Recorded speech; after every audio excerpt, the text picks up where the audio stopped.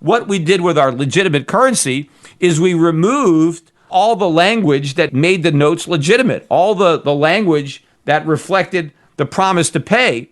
And so instead of the Federal Reserve note saying, I promise to pay you $20, it promises to pay nothing. It's an IOU nothing. Instead of saying this note is legal tender for all debt, public and private, and is redeemable in lawful money at any Federal Reserve bank, they cut off all that part, and it just says this note is legal tender for all debts, public and private. That's it.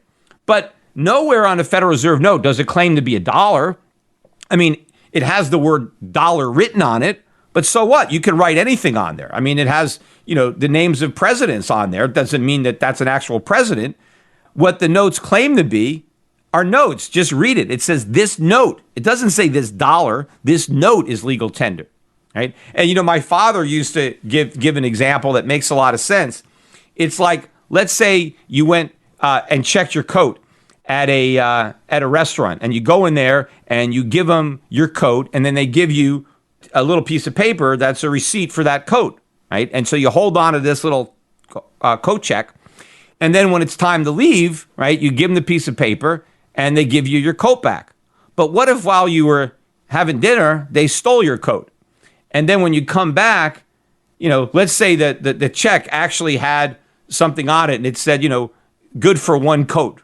Normally they don't have anything. But let's say that when you gave them your coat, they gave you a note that basically says, I owe you one coat, because they have your coat, right?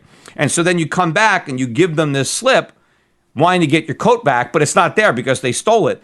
And so they just scratch off I owe you from the note, and they just hand you back the note that says one coat, and they say, here's your coat.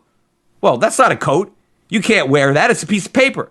Yes, but it says one coat on it. Who cares? It doesn't matter what it says. What matters is what it is. That's what the Federal Reserve note did with their IOUs, with their liabilities. People had Federal Reserve notes, and the Federal Reserve note says, promise to pay you $1 or $10 or $20. And the dollars that it promised to pay were made of gold or silver.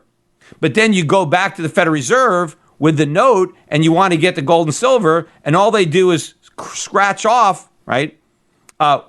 Pay you $10 in gold or $20 in gold, and they just give you back their note, and it just says $10 on it. Right? What's that? Did you get your dollars? No. The dollars were the gold that they had at depository. They're not giving you the dollars. They're just giving you back a piece of paper with the word $1 written on it. They're giving you back the same note. They just crossed off all the language that made them liable to pay. But anyway, that's a brief history of how we went from legal money, constitutional gold and silver money, as authorized by the U.S. Constitution, to a Federal Reserve that initially issued legitimate currency backed by real money, gold and silver, to the situation we have now where we have a Federal Reserve issuing fiat currency backed by nothing.